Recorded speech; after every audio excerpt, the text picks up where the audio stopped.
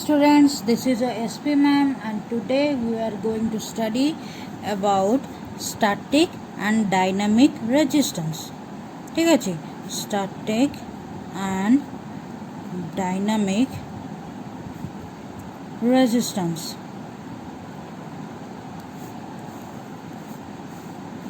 जान पाल छुआ मैंने आज आमर टॉपिक होची स्टैटिक आउ डायनामिक रेजिस्टेंस. अच्छा, ये जो वर्ड रेजिस्टेंस माने कौन तुम जानथब ऑलरेडी, तुम रेजिस्टेंस कौन पढ़ीथब माने कौन से जो गोटे सर्किट रे करेंट फ्लो कला बेले ताको जो सर्किट द्वारा अपोजिशन मिले ताको आम कौन कहूँ से सर्किट रो रेजिस्टेंस कि नहीं बुझिपाल. तो ये आम जो रेजिस्टेंस पढ़िया स्टैटिक और डायनामिक रेजिस्टेंस सेटा कहार ना पीएन जंक्शन डायोड रो. ठीक अच्छे.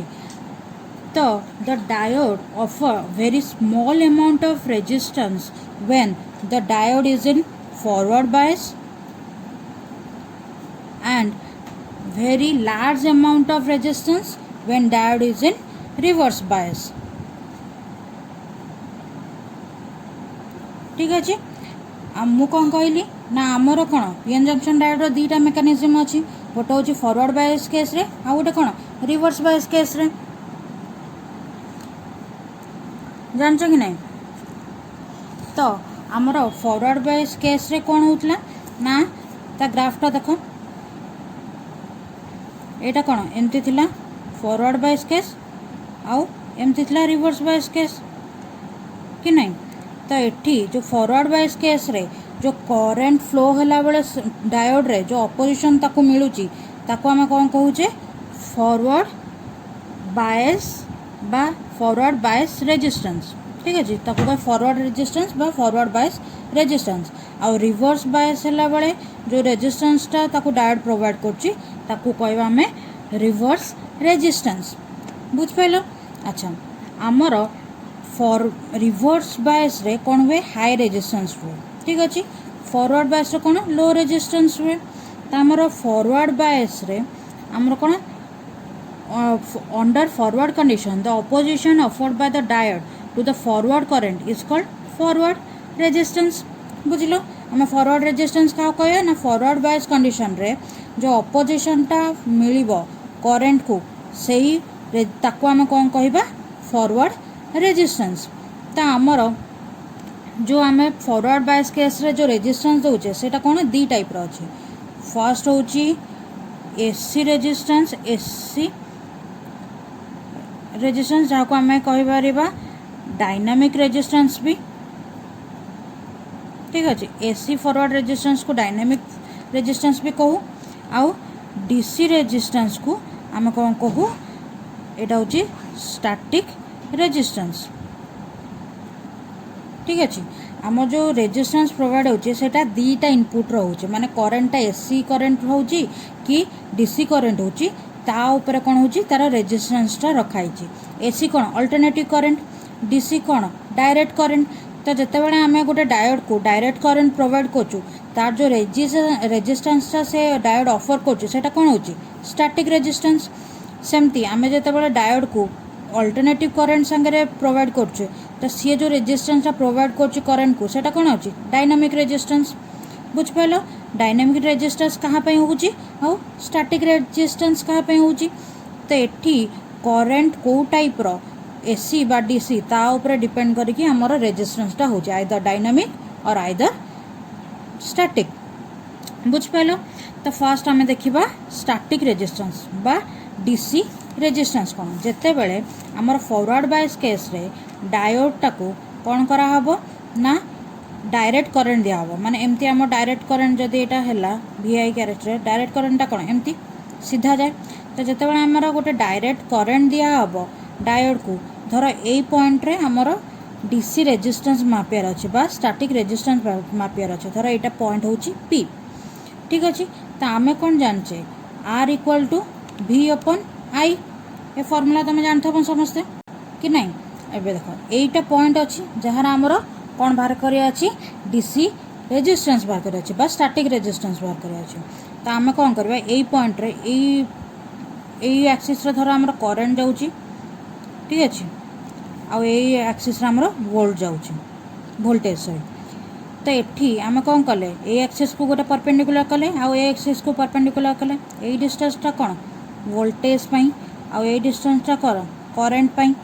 तो ये आमर यही पॉइंट रे आमर स्टैटिक रेजिस्टेंस केमती बाहर ना R D C equal to V धर यही डिस्टेंस हूँ V1 आउ यही डिस्टेंस हूँ I1 तो V1 बाई I1 बुझिपाल। यहाँ आमर फॉर्मूला है कौन ना आमर स्टैटिक रेजिस्टेंस बाहर कर ठीक अच्छे। जदि गोटे पॉइंट रे आमर स्टैटिक रेजिस्टेंस बाहर करथवा कौन यही डिस्टेंस बाई यही डिस्टेंस करदेले आमर कौन स्टैटिक रेजिस्टेंस बाहरी गला बुझिपाल कि नहीं छुआ। तो सेमती आमर रिवर्स बायस केस रे कौन मुझे ना बहुत हाई रेजिस्टेंस होची धर यही स्टैटिक रेजिस्टेंसटा आम रिवर्स बायस रे बाहर करिया चाहिए तो कौन हम धर यही पॉइंट अच्छी जो आमर अच्छी 2 वोल्ट आउ यहाँ हूँ 1 माइक्रो एम्पियर। तो आमर कौन हम जदि आम स्टैटिक रेजिस्टेंस बाहर करिया एस है तो आर डी सी बाहर करिया तो आमर कौन हम ना स्टैटिक रेजिस्टेंस केस रे आमर कौन V1 बाय I1 तो ये V1 कौन अच्छी यहाँ V1 मोपाई लिखी नॉर्मली आम ताको फॉर्मूला लिखू R D C equal to V by I ठीक अच्छे। एठी मुझे V1 नहीं बोली ये V1 और ये I1 नहीं बोली I1 लिखी ठीक अच्छे V बाई I। तो ये V कौन अच्छी 2 वोल्ट आउ यहाँ 1 माइक्रो एम्पियर तो 1 इंटू 10 टू द -6 एम्पियर करवा माइक्रो एम्पियर को कन्वर्ट करिया तो आमर कौन बाहर 2 by 1 into 10 to the -6 ampere that is कौन 2 into 10 to the 6 mega ohm. तो ये आम जो स्टैटिक रेजिस्टेंसटा बाहरला सेटा कौन मेगा ओम रे बाहरला माने कौन आर रेजिस्टेंसटा बहुत बेसी तो से कहते रिवर्स बायस रे आमर रेजिस्टेंसटा बहुत बेसी थाए जापार। एबे आम देखा कौन डायनामिक रेजिस्टेंस बा एसी रेजिस्टेंस विषय। तो आमर स्टैटिक रेजिस्टेंस रा डेफिनेशन कौन लिखिपर the ratio of DC voltage across the junction to the DC current flowing through the junction। एटा है आमर स्टैटिक रेजिस्टेंस रा डेफिनेशन। एबे हमें पढ़िबा डायनामिक रेजिस्टेंस कौन ठीक अच्छे। स्टैटिक रेजिस्टेंस बुझिपाल ता फॉर्मूला केमते बाहर जान पाल। एबे पढ़िबा डायनामिक रेजिस्टेंस। डायनामिक रेजिस्टेंस को कौन कहावे AC resistance of PN junction. Dynamic माने कौन एठी जदि आमे गोटे डायोड को एसी करेन्ट दबा तो सी कौन हम जो रेजिस्टेंसटा दबा आमको फॉरवर्ड माने फॉरवर्ड बायस केस रे ताको आमे कौन कहबा डायनामिक रेजिस्टेंस। तो आमर एसी करेन्टटा केमती आसे एमती एटा पॉजिटिव एटा नेगेटिव एमती वेव होइकी आसे। तो एठी आमर डायनामिक रेजिस्टेंस रो डेफिनेशन होची कौन ना the ratio of change in voltage across the diode to the resulting change in current through it।